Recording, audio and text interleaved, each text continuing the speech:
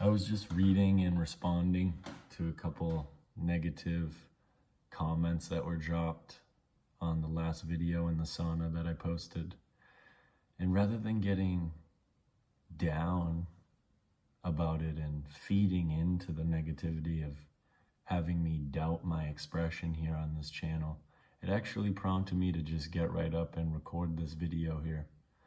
It's pretty late at night, but I'm feeling like I want to share. This might not be too long of a video, but I'm just going to flow speaking about primal screams and how it's been a really valuable tool for me in my life, and specifically in tandem with SR. I've noticed even in the last few days since doing a couple days of screaming, my voice vastly changing and deepening. It truly feels like strength training for the voice.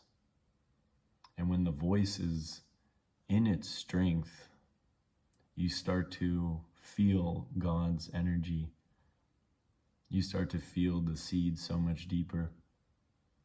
There's a self-soothing element to our own voice that I've been realizing on this journey. As somebody who has a lot of mental tribulation, when I am in a space where I cannot talk out loud to myself, say I'm working currently as a painter right now, and I have to be engaging with others and or just in my own world, because it's not necessarily acceptable to be talking to myself out loud. It's a lot easier for me to get trapped in these mental patterns and not really be able to navigate where I am mentally. So I practice talking to myself every single day. Like if I added up the time that I'm talking to myself throughout the day, it's at least an hour to two to maybe more sometimes.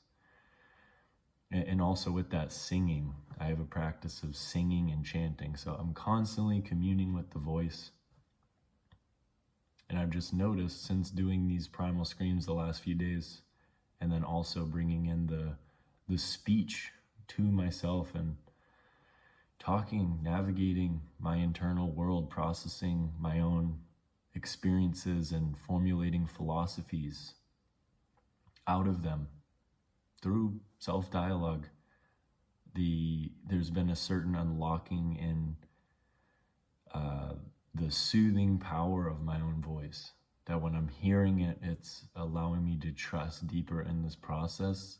It's allowing me to trust deeper in my inner knowing. And with that,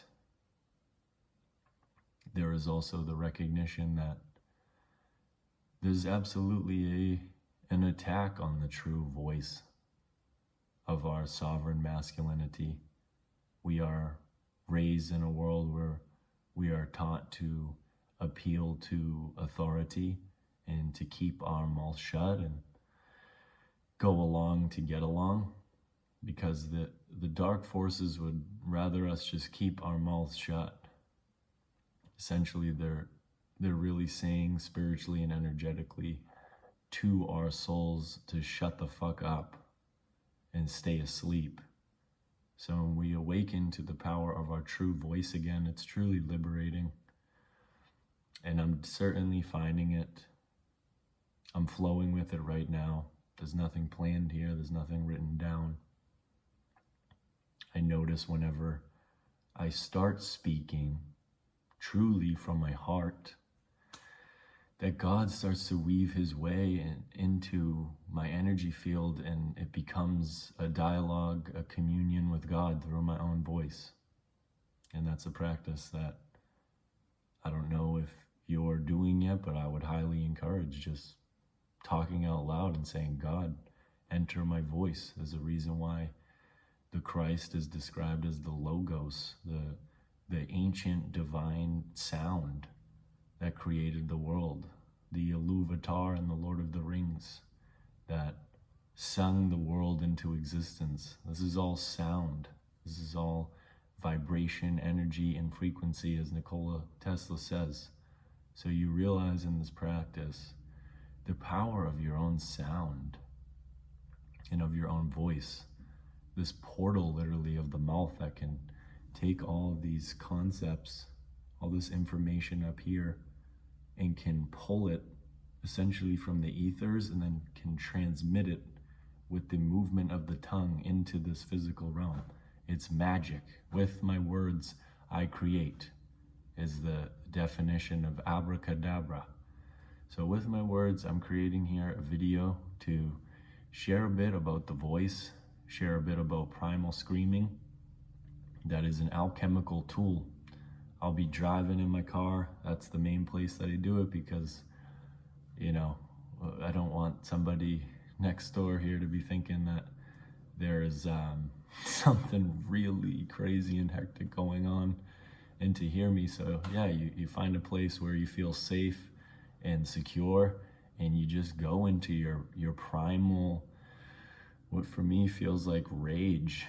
When we trap our rage and our anger and we don't express it or channel it, then it starts to chisel away at our soul's strength. We start to resent masculine strength when we see it represented externally, because we know we are avoiding it in ourselves.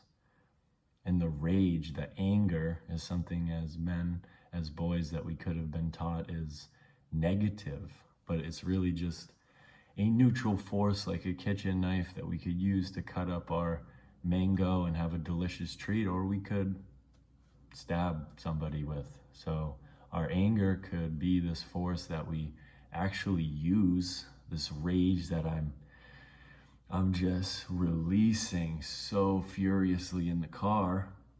And then afterwards, there's this transmutation of emotions where a lot of the times actually after there's crying, because behind the anger is sadness.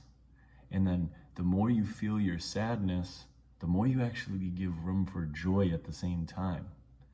So it's this, it really breaks down the walls of the emotional realm for myself, I'm noticing. And I feel like that could be true for many others, because there's so much power for us men in the anger. And now that we don't have this PMO to turn to and to numb out our emotions, we actually have to feel them. We actually have to process and transmute them. We don't have this coping mechanism to escape our reality anymore. I have found that one of the most potent ways is to just be in the car, man. If you're at a stoplight even, or, you know, there's people around you don't want them to hear, roll up those windows. I'll be on the highway and I'll just let it rip. It only literally takes me like 3 to 4 times of like 5 seconds before there is a huge activation of energy. I've even seen it with times where I don't want to do something. I need to get motivated and amped up. And I do that, and there's a remembrance of this ancient primordial strength inside of us that the seed absolutely reconnects us to, because this is all about rewiring our biology. And to me, when we're connected to our biology, our natural voice starts to appear. I look back to the way I was speaking before I started this journey, and it just doesn't even feel like the same person. So yeah, with all that being said, this is a bit different energy than the other 2 videos. I came in to those other 2 videos with a lot of fire. I was super amped up to be creating again, and I'm super glad that I allowed myself to channel that. And this video feels like some more earth energy, some more groundedness, some more practicality to how I'm actually moving through this process. So yeah, to summarize it, primal screaming to release anger, rage. Give yourself the space to experience fury. A friend of mine recently described it as, we need to create spaces for ourselves to experience fury in a conscious, coherent container. Otherwise, that fury is going to take over our life and put us in chaos. We as men need madness sometimes. And for me, that finds itself in the car, just going ham. And with that, bringing up the emotions that lurk under the surface beneath the anger, the sadness, the grief. And then underneath that, wow, just such love and joy to even be able to have emotions and feel them. For how long has it been that I've been numbing out from my own emotions? How are we going to be true leaders? How are we going to be true men if we're either so controlled by our emotions and unable to balance them and put them into a coherent state of action in the world, and or we're so hardened over here where we don't feel anything and we are just constantly in our head? So to me, this journey of SR is really helping us adapt to the masculine as well as the feminine inside of us, being able to learn emotional intelligence. So try it out. It's definitely a warrior gym for the voice. And then in that, using your voice to connect with God, whether it is through singing. I love to freestyle rap as well. I love to do ancestral shamanic chants that I just flow. I don't think about it too much. I just connect to how does this make me feel when I'm chanting. So thank you for watching. Thank you for the negative comments on the previous video that just sparked me to create this one here. Thank you for the positive comments as well. The few brothers coming over from Sons of God. I just wanted to shout out at the end here, the Sons of God community. There is a gathering of men on the online space that are practicing SR. This is something I wish I had when I started this journey about 2 years ago. I was trying to do this on my own and didn't really have many others to connect with, and I still am leaning into learning how to connect in the online space while also managing not wanting to be too addicted to my phone. And it's a space that I'm genuinely amped up and excited to see what unfolds, not only for myself, but all the other brothers in there. So if you're coming from there, thank you guys for watching. Shout out to Self Revealed's YouTube channel, who has lit up the spark inside my soul again when I watched one of your videos when you were out by the fire, like one of your first ones when you started talking about SR. It was at a period in my life about 4 months ago now where I completely had lost this practice, and man, it just took the torch and put it right in my hand and said, what the fuck are you gonna do with this now? And everything has changed since then. There were some relapses in there, but overall, there was a light switch that turned on from Benjamin at Self Revealed, creating and sharing about this journey and sparking so many of us that are in the community to now be sharing about our journey.